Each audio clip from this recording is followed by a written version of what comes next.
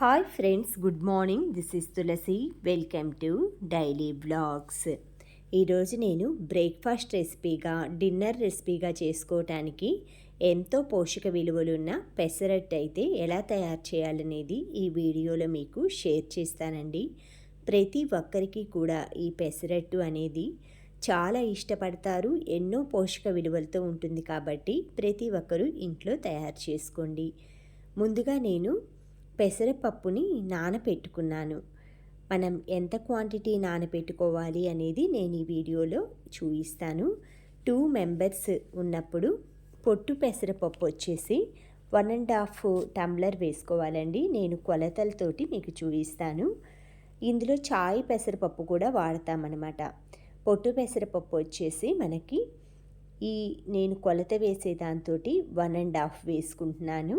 చాయ్ పెసరపప్పు ఆఫ్ వేసుకుంటాము. ఎందుకంటే పెసరపప్పు పొట్టు తీయం కాబట్టి డైరెక్ట్గా అలానే వేస్తాం కాబట్టి దోశ అనేది విరిగిపోకుండా సాఫ్ట్గా రావటానికి, మెత్తగా ఉండటానికి సహాయపడుతుంది. 1 టేబుల్ స్పూను రైస్ వేసుకుంటున్నాను. బియ్యం మొత్తాన్ని కడిగేసి నీళ్ళల్లో నానపెట్టేసుకొని ముందుగానే కడిగేసుకోవాలన్నమాట. పొట్టంతా పోతుంది. లేకపోతే ముందు నీళ్ళతో అంతా కడిగేసి శుభ్రంగా అవి మునిగి అంటే డబల్ క్వాంటిటీ ఉండేట్లు వాటర్ పోసేసి మూత పెట్టి 4 లేదా 5 గంటలు బాగా నానపెట్టుకోవాలి. చాలామంది నానపెట్టకుండా కూడా దోశలకి పొట్టు పెసరపప్పు వేస్తున్నారండి.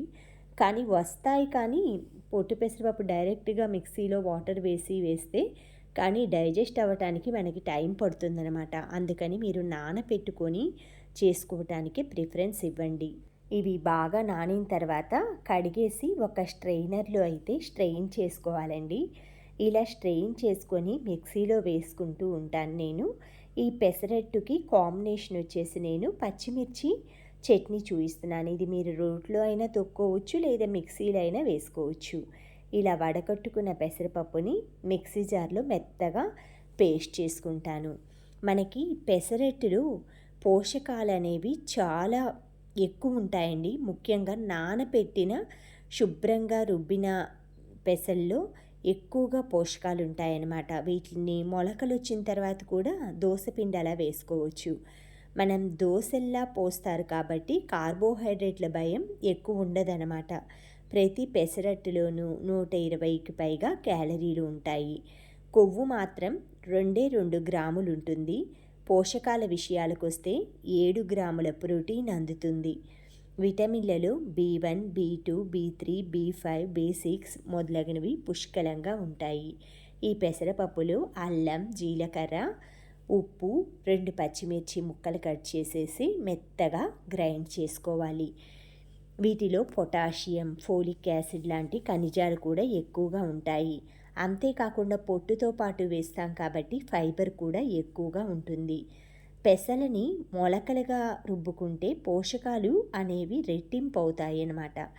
ఆహారం పట్ల శ్రద్ధ చూపించే వాళ్ళు పెసరట్టుని రుచిని పెంచడానికి ఉల్లిపాయ ముక్కలు, కొంచెం ఏవైనా అల్లం, జీలకర్ర ఇలాంటివి వేశారంటే మనకి కొలెస్ట్రాల్ అనేది లేదా వాటికి ఉండే ఫైబర్ అనేది మనకి డబల్ అవుతుందన్నమాట. జీలకర్ర అనేది మధుమేహాన్ని అదుపులో ఉంచుతుంది. తర్వాత అల్లం ముక్కలు, ఇవి పైత్యం అంటారు కదా, మనకి డైజెషన్ ప్రాబ్లంకి కానీ లేదా మందం చేయకుండా అలా నిరోధిస్తుంది. కొలెస్ట్రాల్ కూడా కంట్రోల్ చేస్తుందన్నమాట. పచ్చిమిర్చి హానికరమైన రాడికల్స్ ప్రభావం నుంచి కాపాడుతుంది. మనకి పచ్చిమిర్చి చట్నీ కూడా చేస్తున్నాం కాబట్టి జీర్ణశక్తికి కూడా ఇది తోడ్పడుతుంది. పెసలు రక్తంలోని చక్కెర నియంత్రణలకు నూనె, నెయ్యి వాడకంలో జాగ్రత్తగా ఉండాలి. ఇష్టానికి ఉప్మా అది వేసేసుకొని మనం స్టఫ్ చేసి పెసరట్లో అలా తినేకోడికి ఉత్త పెసరట్టుని మీరు ఏదైనా పచ్చిమిర్చి చట్నీతోటి ట్రై చేయండి. దీనికి కావలసినవి పచ్చిమిర్చి, చింతపండు, సాల్ట్, 2 వెల్లుల్లిపాయలు. ఇవి మిక్సీలో వేసుకొని, పచ్చివేనండి, వేయించక్కర్లేదు. ఎంత టేస్ట్గా ఉంటుందో ఈ పచ్చిమిర్చి పచ్చడి. ఇది ఇప్పటి వరకు ఎవ్వరూ కూడా చూయించుండరు. మేము చిన్నప్పుడు మా నానమ్మ వీళ్ళు తొక్కేవాళ్ళు. చాలామందికి తెలీదనమాట. ఇప్పుడు అందరూ పల్లీ చట్నీ, శనగపప్పు చట్నీ, కొబ్బరి చట్నీ తింటున్నారు.